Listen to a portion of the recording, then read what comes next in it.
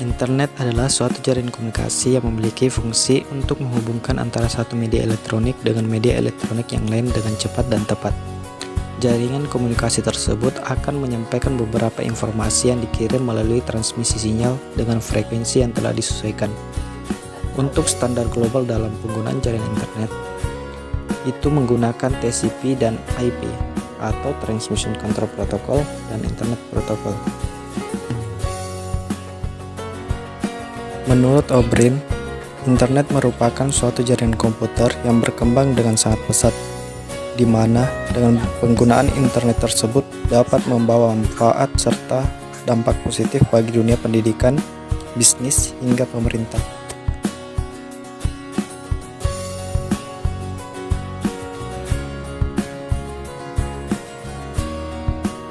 Sejarah internet pertama kali di dunia dimulai sekitar tahun 1960-an, di mana Departemen Pertahanan Amerika melalui ARPA (Advanced Research Project Agency) membuat sistem jaringan yang diberi nama ARPANET. ARPANET merupakan cikal bakal lahirnya teknologi jaringan. Di Amerika, teknologi jaringan ini masih dipakai oleh kalangan terbatas di ruang lingkup kampus sekitar tahun 1980-an. Kemudian, protokol standar TCP/IP mulai dipublikasikan pada tahun 1982. Dan pada tahun 1986 didirikanlah NSFNet, National Science Foundation Network, yang menggantikan peranan dari ARPANET yang untuk mewadahi kegiatan riset dan penelitian di Amerika. Pada tahun 1990, ARPANET mulai diturunkan dengan layanan yang sama dengan World Wide Web (WWW) yang diperkenalkan oleh CERN. Dan akhirnya pada tahun 1993 mulai dikembangkannya Internet yang untuk mendaftarkan nama domain dari publik.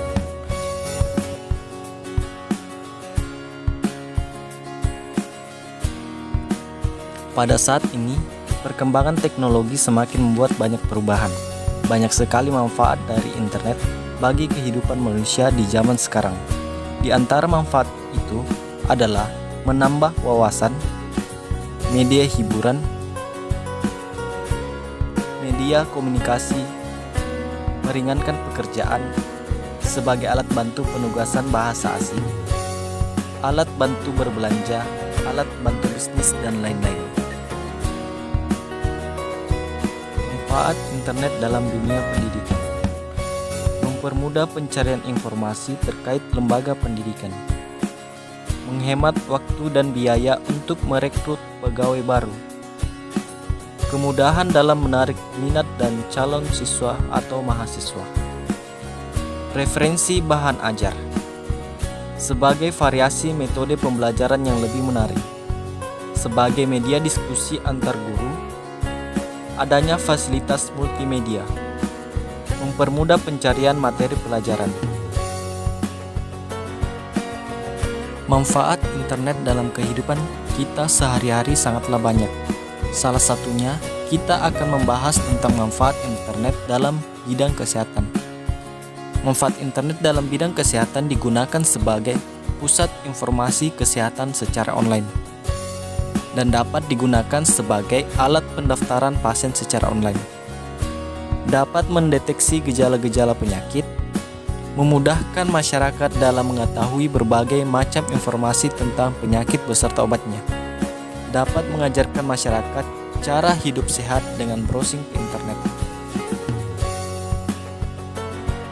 Internet telah banyak membantu memudahkan aktivitas manusia di berbagai bidang, termasuk dalam bidang ekonomi. Internet telah banyak membantu kegiatan ekonomi karena mempermudahkan interaksi antar pengguna dengan sistem komputer. Beberapa manfaat dari internet di bidang ekonomi antara lain menjadi media iklan, menyediakan fasilitas transaksi keuangan online, menyediakan peluang kerja di bidang teknologi informasi, menyajikan pergerakan harga, mempermudah komunikasi bisnis, memudahkan pencarian informasi bisnis, meningkatkan peluang usaha secara global atau lintas negara. Manfaat internet dalam bidang pemerintahan. Beberapa manfaat internet dalam bidang pemerintahan adalah sebagai berikut. Sebagai media menerima aspirasi rakyat, sebagai media informasi resmi, sebagai media promosi, mempermudah koordinasi kegiatan, sebagai media kampanye pemerintah.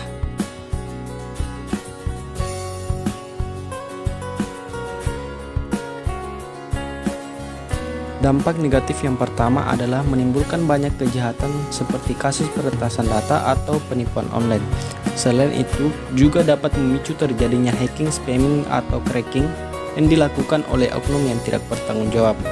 Oleh karena itu, perlu adanya pengamanan khusus untuk menjaga kerahasiaan dari data pribadi Anda agar tidak mudah untuk diretas oleh pihak yang tidak bertanggung jawab. Salah satu cara untuk mengatasi hal tersebut adalah dengan menggunakan fitur login dan autentikasi ganda.